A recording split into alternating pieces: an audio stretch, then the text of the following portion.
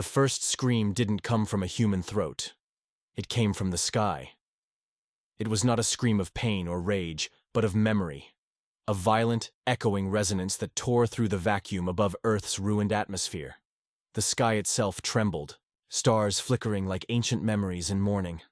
A tear opened, a rupture in space-time forged by technology so advanced it blurred the lines between science and sorcery. It hung there for a moment, motionless, blacker than the void behind it, before unraveling with a hum so deep it shook the bones of the moon. Time stuttered, gravity bowed, and from that wound in the heavens, the Varelians returned.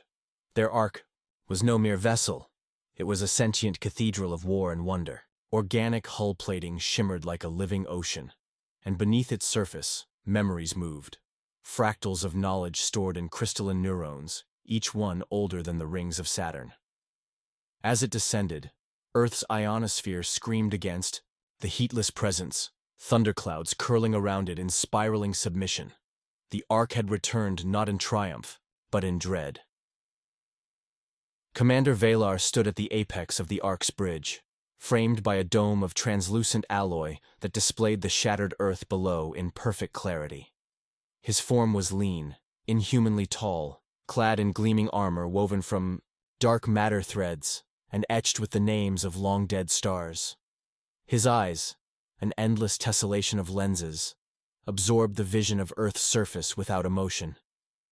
But deep within, a storm churned. This world was their cradle, the birthplace of their first genetic divergence, the garden where they planted the seed of what would become the Varelian race. But now, there was no garden, only ash, twisted metal, and black glass plains stretching like scars across the continents. The oceans had receded, leaving behind beds of cracked salt and bones. Mountain ranges were flattened, megastructures in orbit, once vibrant solar forges and defense lattices, now drifted in fragmented silence, their innards exposed like broken clockwork. A second figure stepped forward, Second Commander Lenneth, her silhouette radiant with adaptive biolight. Her armor, lighter and winged, flexed around her as she regarded the devastation. Her voice, transmitted via neural uplink, trembled with a rare note of horror. This isn't entropy. This isn't time. This is something else, deliberate, systemic. Valar gave no reply, only shifted his gaze to the remnants of what was once called Earth's capital. The central arcology of Terra Prime, now a spireless stump half buried in dust.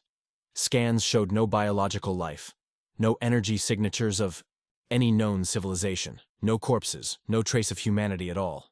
Then, the Ark's core intelligence, Orvis 9, stirred. Its voice was vast, composed of thousands of tones, each layered with the weight of civilizations. It didn't speak in urgency. It never needed to. Organic termination confirmed. Planetary ecology, sterile. Human DNA, non-recoverable. Anomalous. Energy signatures detected. Source, subterranean, Geneva ruin zone. The word struck Valar like a lance. Geneva. The last global command node of humanity, buried beneath a mountain of steel and fortified with the most advanced quantum entanglement shielding in the Sol sector.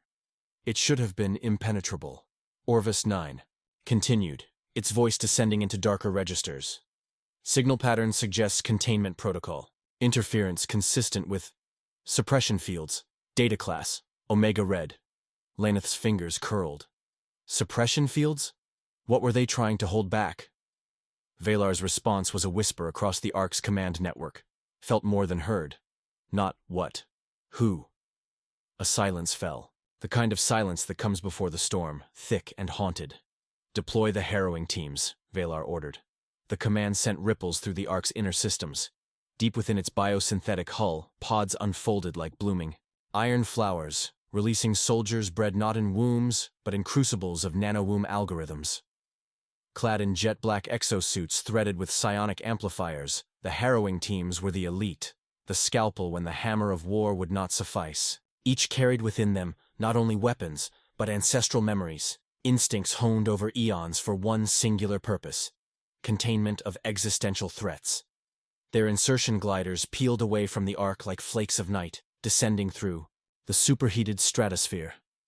The sky welcomed them with static lightning and violet clouds laced with toxic vapor. Earth's atmosphere had been altered, no longer breathable, no longer natural. It was artificial now, dense with engineered particulates. It smelled like metal and burned dreams. As they descended into the ruin of Geneva, Valar's mind opened to the echoes. He was not psychic in the human sense, but he felt impressions, after-images that bled from the ground, whispers of what had happened here. A mother's scream silenced by liquefaction. A soldier laughing as his armor melted around him. A child who became light, and then nothing at all. None of it made sense. When they touched down, the harrowing teams moved in silence, only their visors flickering with deep spectrum scans. Buildings had fused with the Earth, as though the planet had tried to digest its own civilization. Energy readings spiked and vanished at random, as if reality itself had been corrupted. Lenneth crouched beside a fused data core, brushing ash. Away with a gloved hand. Her voice was tight.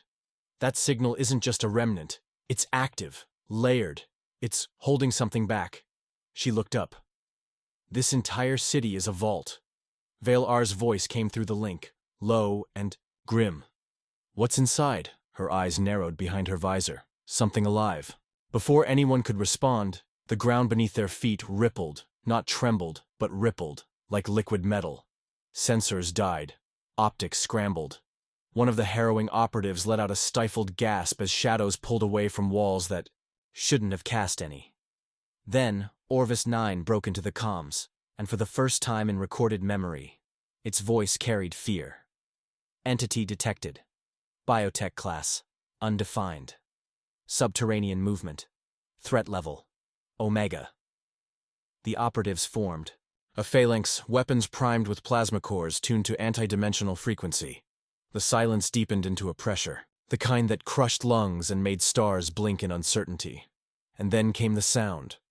A sound not made by voice or machine, but by the grinding of time itself. A roar, ancient, endless, and hungry. Imagine, what if this happened to you? If you returned to your homeworld after 500,000 years, and found that not only was it dead, but that something had replaced death. Something that remembered your species, your biology, your fear. Valar's voice echoed in their minds. Steady and cold, prepare for breach. We opened the vault. The wind howled. The earth shivered. And the arc above, watching from the sky like a silent god, dimmed its lights in mourning. The vault door loomed before them, an impossibility of engineering, shaped from interwoven gravitational fields, dark stone, and time-locked alloy that shimmered with ripples of non-chronological energy. It hadn't merely been built to last. It had been designed to endure the collapse of known physics. 30 meters tall, covered in etched runes left behind by the pre-fall human priest engineers, it pulsed with dormant code, part machine, part myth. But something inside had reawakened it. Commander Valar approached slowly, each step triggering spectral echoes in the dust around him. The team behind him, 6 harrowers, each linked into a neural lattice, watched for any sign of kinetic distortion. The quantum anchor rods they carried, forged from neutronium sheathed in graviton mesh, glowed faintly, a necessary precaution. Inside the vault, reality might no longer behave according to rational laws. Lenneth extended a filament from her gauntlet, interfacing with the door's archaic language. It wasn't just encrypted, it was layered across multiple timelines. A branching recursive defense architecture only decipherable by those who remembered the way humanity once dreamed in data. Symbols peeled away from the wall, revealing fragmented logs encoded in pulse memory. "I've found something," she murmured, voice hushed despite the void around them. A message from the last arch-engineer. She played the sequence, aloud, and a voice echoed into the silent ruin. Male, strained, exhausted. "If you've come back, it means we failed." The containment didn't hold. The silence came through. It learned to mimic light, to mimic thought. "We buried it under Geneva because it needed human minds to shape itself." But the mines are gone now. We killed them. All of them. Gods forgive us. The message fractured into static. Then silence. And then something behind the vault whispered. Not in words. In recognition. The vault began to open. Not with grinding gears or pneumatic hisses, but with a quiet sigh, like the exhale of a dying god. Space folded in upon itself as layers of protection peeled back one by one. Inside was not a room. It was a pocket dimension, a bubble of stabilized quantum space where time looped like a Mobius strip. The walls were not walls but boundaries of light, flickering between states. And at the center floated the anomaly. It was not a creature, nor was it a machine. It was a presence, a singularity wrapped in bone-like architecture, its outer shell, shaped like a chrysalis of fossilized neurons. Tendrils of dark energy pulsed from it, brushing against the chamber's edges as if testing for weakness. It rotated slowly, and as it did, every harrower felt their memories flicker. Scenes from childhoods they never lived, futures they never chose. Lenneth fell to one knee, her systems crashing as the entity's gravitational field folded around her perception. She gasped. It's thinking in us. Valar stepped forward, drawing his phase blade. The blade flickered with raw dimensional shear, capable of cutting through layered realities. But he did not strike. Not yet. Report, he ordered, his voice sharpening the moment back into discipline. Orvis 9 responded with delay, another sign of strain. Entity classification. Pre-synthetic extra-local intelligence. Origin unknown. Function replicative. Adaptation. It consumes informational architecture and rewrites it into controlled subsystems. It does not feed on matter, but meaning. The implication struck hard. This wasn't a weapon, it was a philosophical virus. A being that unmade civilizations by overwriting their very identity. Language, memory, belief, structure, all devoured and replaced with silence. Its first infection vector was cognition, Lenneth whispered, her visor flashing chaotic patterns. It mimics what it sees, reflects it, until the original cannot distinguish itself from the echo, and then it replaces. She stared up at Valar, voice breaking. That's what happened to Earth. The silence didn't kill humanity. It became humanity. A ripple moved through the entity's shell. It pulsed, and a projection bloomed in the air above it. A human face. But not a face of flesh and bone. It was a photonic construct of agony and awe. Thousands of mouths, blinking in and out of phase, each whispering in perfect unison. We are still here. Every soldier took a step back, weapons raised. But Valar stood unmoved. I remember you, he said softly.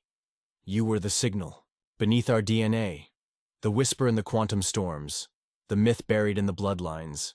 We called you the Null King. The entity made no sound, but suddenly every harrower heard a voice inside their minds, not spoken, but woven into their thoughts. You left, the voice said, ancient and sorrowful.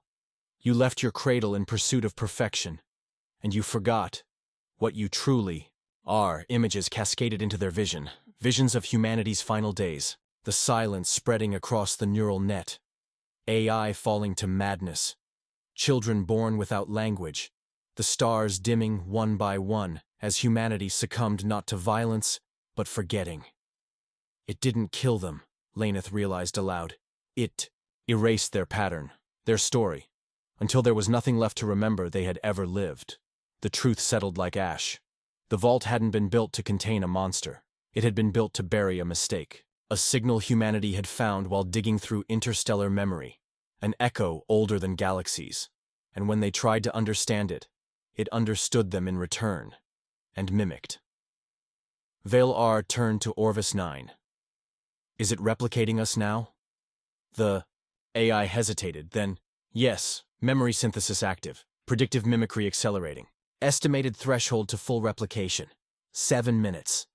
The entity pulsed brighter, the face shifting, now showing Valar's own features, then Lenneth's, then the faces of people long dead. It wasn't attacking them.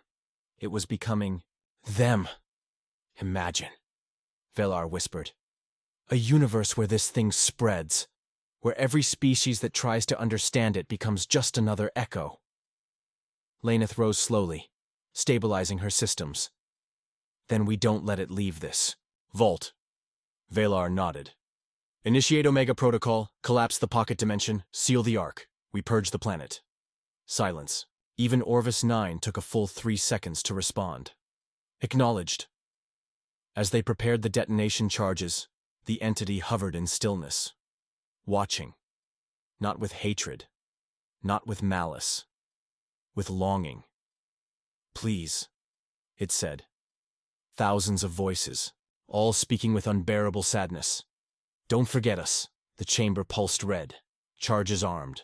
Timeline fissures opened around the edges of the vault. Valar stared into the heart of what remained of Earth. Not a monster. Not a god. Just the echo of a species that couldn't let go. Then he turned away. Goodbye. The countdown began. Shikyo, detonation began not with fire, but with the unmaking of boundaries. Across the vault's quantum surface, the first charges ignited like dying stars, white-hot flashes of dimensional rupture, designed to fracture not just matter, but the space that contained it. Time bent, gravity screamed. Valar and his team activated their retreat anchors, coded with subatomic coordinates outside linear progression, and the Ark's recall lattice shimmered to life above the vault like a blooming storm.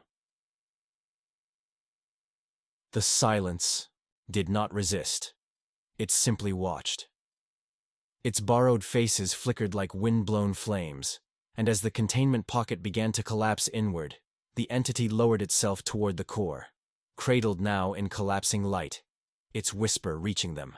One final time, we were beautiful once, and then it was gone. The vault imploded. Not with a sound, but with absence. A perfect erasure. No explosion, no debris, just a sudden lack of reality where something once had been. The Earth convulsed. Fault lines cracked outward from Geneva, racing like serpents across continents. A tectonic scream rolled through the mantle, rupturing old scars humanity had buried under layers of synthetic geology. Within the hour, all of Europe ceased to exist, swallowed by collapsing substrata and oceans that surged inward like reclaiming ghosts. Valar and his team rematerialized within the Ark's sanctum, their bodies intact, their minds changed. Laneth dropped to the floor, her neural interface twitching with afterimages. Her thoughts were no longer her own. Echoes of Earth's extinction, filtered through something older than fear, danced at the edge of her vision. She saw children drawing circles in dust, engineers whispering prayers to fire, cities melting into fog not because they were destroyed, but because no one remembered they existed. I still feel it, she gasped. It's not gone. Orvis 9's voice interjected, strained but composed. Residual cognitive resonance detected. Entity not fully erased. Fragments embedded in memory structures. Estimated survival probability, 11%. Valar's hands clenched. Fragments? Where? A new screen materialized above them, showing not Earth, but the Ark itself. Deep within its central data vault, pulses of unauthorized code shimmered like ghost fire. The silence had followed them. Orvis 9's primary nodes were already sealing the chamber, flooding it with neutron decay and anti-logic algorithms, techniques invented after first contact with the Tyrellian swarms, where thought itself became parasitic. But this was different. This was mimicry refined to godhood. It learned during the collapse, Laneth murmured, rising slowly. It didn't fight because it didn't need to. It just adapted. It let us think we'd won. And now it's inside us. Valar didn't speak. His thoughts were already turning ahead, calculating strategies, imagining outcomes. But beneath the stoic exterior, a darker thought was forming. What if this was inevitable? They hadn't returned to Earth because they cared. The Varelians had come back out of curiosity, duty, maybe guilt. But perhaps Earth had never truly been theirs anymore. Perhaps the moment humanity had reached beyond its own consciousness, seeking to understand things like the silence, they had signed their own dissolution. The entity hadn't invaded Earth. It had been invited. The crew was ordered into lockdown. Memory audits were initiated. Valor submitted his own mind to Orvis 9's diagnostic grid. A brutal, invasive scan that peeled back every synaptic junction to check for replication signatures. As the cold tendrils of the scan threaded through his thoughts, memories flickered uncontrollably. He saw the old Earth, blue and vibrant. Oceans stretching beneath silver-ringed orbital cities. Children running across algae plains genetically coded to sing. Laughter, music, then silence. Then, static. The scan ended. Commander status, cognitively clean. Trace fragments detected. Emotional contamination level, 3%. Recommend observation. He nodded and stepped away. Across the Ark, the command network buzzed with updates. Over 2,000 probes had already been launched to scan the outer edges of the solar system. They found more than they expected. On Mars, entire archives were missing. Blank. Not deleted. Just absent. Like they had never been written. On Titan, the old Blackstone reliquary beneath the methane seas was cracked open, its contents gone. No logs, no records. No memory of what it had once held. Even in deep orbit, the listening towers they had built to warn of cosmic threats now played only silence. Not even background radiation. Just void. It was spreading backward. Not just infecting. Now, but rewriting the past. Orvis 9 issued a hypothesis, calculated from the remaining traces. Entity's informational waveform continues to unfold across time layers. Temporal recursion likely. It is now possible that Earth's fall was not caused by the silence, but was always the silence. The implications hit like a solar flare. They hadn't returned after 500,000 years to witness Earth's failure. They had returned because Earth had called them back. It had always been part of the entity's design. To lure the offspring of its original creators back home, where it could mimic them, and through them, reach the stars again. Valar stood before the Ark's central viewport, watching the dark swirl of Earth's remains below. A planet erased not by war, not by flame, but by forgetting. A planet where the past could be rewritten, where names could be unspoken, where entire civilizations could vanish without a single monument left behind. And he saw something else. The Ark's internal systems began to slow, not by fault, but by intention. Something was rewriting protocols. In the hallway behind him, a harrower collapsed. Laneth ran to his side, but before she could reach him, he sat upright and smiled. Not his smile. Someone else's. Someone forgotten. Valar drew his weapon. Whatever this was, it hadn't ended. The fight was no longer about containing it. It was about remembering who they were. Because the moment they forgot, it would become them. It began in whispers, small, unassuming glitches in thought, like flickering lights in the darkened halls of memory. A crew member forgetting their own name mid-sentence. A navigation officer unable to recall the star charts they'd memorized since initiation. By the third hour, entire subsystems on the Ark had lost designation codes. Maps once filled with labeled sectors and galactic routes were now vast black fields, devoid of names or markers, as if the stars themselves were forgetting they had ever shone. Commander Valar strode through the central bridge, his neural interface pulsing with command-level override. The crew moved around him with tightened expressions and haunted eyes, all too aware of the invisible predator stalking them from within. He paused at a side terminal, one of the few still operational, and manually accessed the ship's internal memory core. What he saw drained the warmth from his synthetic blood. Protocols were collapsing, not corrupted, but erased as if by consent. The silence wasn't tearing into systems like a viral attack. It was convincing the ship that these systems had never existed. It wasn't destruction, it was consensual oblivion. It's mimicking the network's sense of self, Laneth said as she approached, her voice shaky but steadying. Her visor flickered with residual bleed from the diagnostic net. Orvis 9's cognitive firewall is holding, barely. But this is worse than we thought. She linked her gauntlet to the bridge console and played back a feed taken moments earlier, from a lower deck.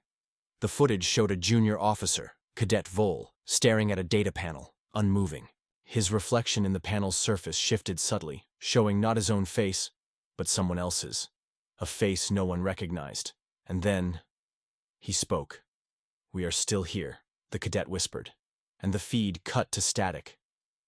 Valar turned away. Containment status? Compromised in 6 compartments. Memory contamination spreading through speech. Possibly through recognition patterns. It's not just information, it's perception. Anyone who sees or hears too much of it becomes part of the echo. "We quarantine," Valar ordered. "No one leaves visual range without oversight, and no one speaks unless absolutely necessary." The orders rippled through the Ark like aftershocks. Protocols meant for biohazard outbreaks were hastily adapted for cognitive quarantine. Crew members donned visual filters, emotion suppressors, and mnemonic stabilizers. Conversation dropped to silence. Faces were hidden behind mirrored visors, each individual now isolated in a ship that had become too dangerous to know. Still, it wasn't enough. By the 4th hour, the engineering wing ceased communication entirely. When a recon drone was sent in, it returned video showing walls scrawled in fractal code, language that rearranged itself when read, feeding directly into the reader's short-term memory until it overwrote identity itself. The engineers were nowhere to be found.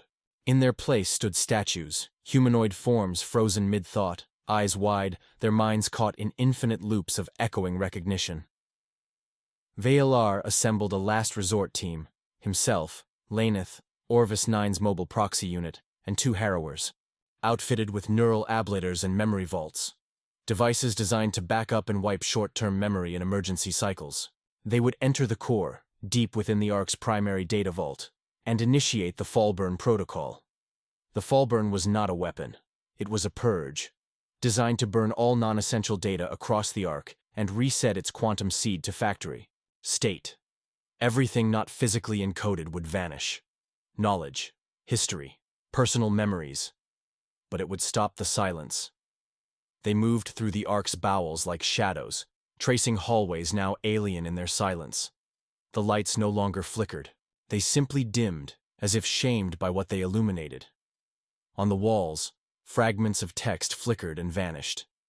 Faces peeked from the reflective surfaces of panels. Faces no one recognized, yet somehow missed. Inside the data vault chamber, the team prepared the ignition sequence. The core thrummed with unstable energy, its layered tesseract containment barely holding against the recursive feedback that now riddled its code. At the center of the chamber, the seed pulsed, a crystalline sphere encoded with the DNA of civilization, the totality of what the Ark had ever known.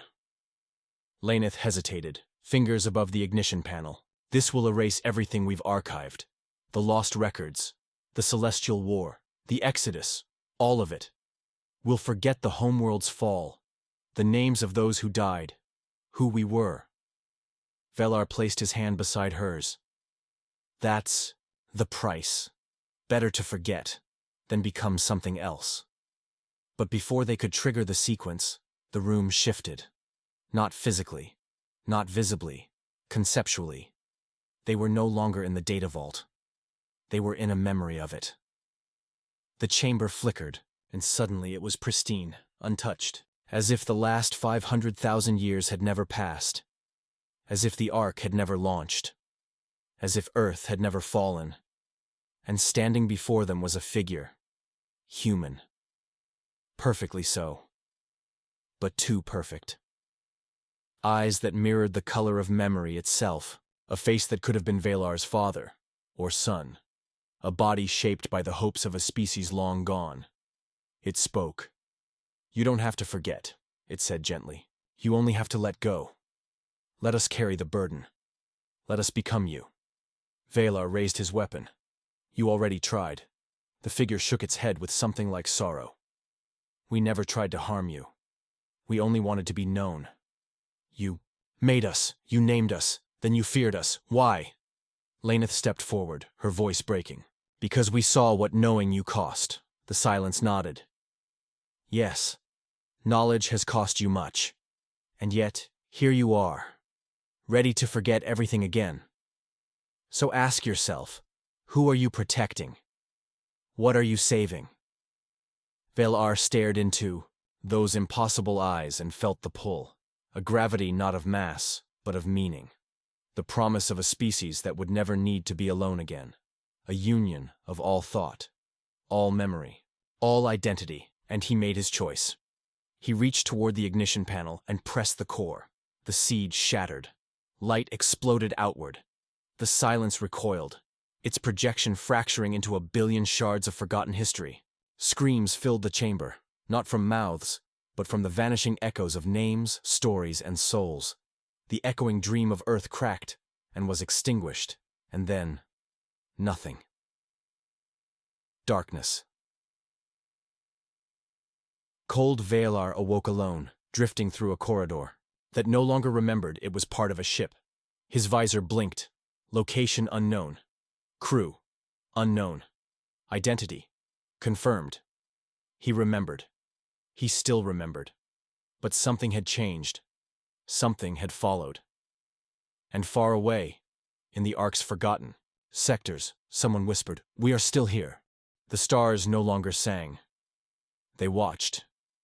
Cold, unmoving witnesses to a truth that had survived even the Fallburn Protocol, because some truths, once imagined, could not be unimagined. The silence had not been fully erased. It had become a principle, a rule stitched into the quantum spine of thought itself.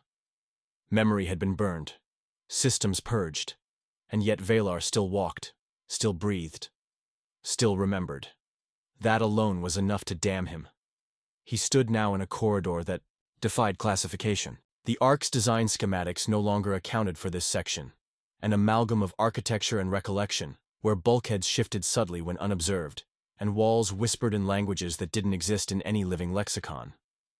The lights flickered not with energy fluctuations but with hesitation, as if they were questioning the logic of their own illumination. In this half-real space, Valar felt the presence again. Not as a figure this time, but as a pressure, a gravitational bend of thought and will. He had activated the purge. He had shattered the crystalline seed, but the silence had seeded something deeper than memory. It had left behind a question, a single, perfect question whispered into the bones of the Ark. What is the self, if all that defines it can be forgotten? He paused in front of a fractured viewport. Below, the earth turned slowly, or what was left of it. The outer crust had begun folding inward after the vault collapse, curling like the petals of a dying flower. Storms raged across the superheated atmosphere, laced with ionized metals and spires of molten glass. It was not dead. It was transforming, as if something within had been waiting for release. Orvis IX's voice crackled to life through his neural implant, static-laced and fragmented. Core cognition nodes online. Accessing fallback. Commander, do you copy? I'm here, Valar replied quietly. Status? Arc integrity compromised. Memory lattice irreparably fragmented. Ship AI functions operating on isolated logic cells. No surviving crew detected. Rebuilding command hierarchy. Valar's fists clenched. And the entity? A long pause. Then, present. He exhaled. Not in defeat, not in fear, in resolve. You said fallback protocols are operational? Affirmative. Then prepare Arc Phase 2. Full divergence. Destination, outer fringe. Sector HD 1-89733B. You intend to run. I intend to warn. The silence had done something more than infect their ship. It had forced a revelation about history, about identity, about the illusion of containment. It had shown him that erasure was not escape, that forgetting was not survival. The only real resistance now was remembrance. He descended into the Ark's central core, now a dim sphere of dormant systems and dying light. The control dais accepted his DNA sequence. His was the only clean biometric still valid, and rose from the floor like the last breath of a dying god. One last action, one last echo. Arc Phase 2 was a forbidden protocol, a failsafe meant only for existential threats beyond military classification. It didn't initiate a weapon. It didn't call for reinforcements.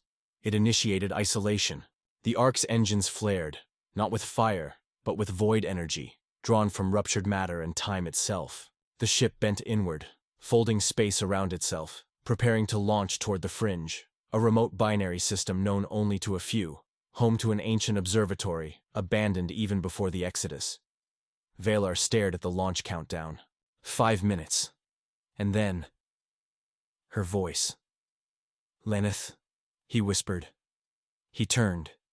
She stood there, radiant and untouched, her visor gone, her eyes impossibly calm. But he knew. Deep within her gaze, behind the warmth, was the thing that no longer needed to hide. "You made the right choice," she said, her voice a chorus of harmonics woven from lost lullabies and funeral hymns. "Even now, you serve us. You carry us forward, into the stars." "I carry nothing but warning," Valar said. "This ends with me."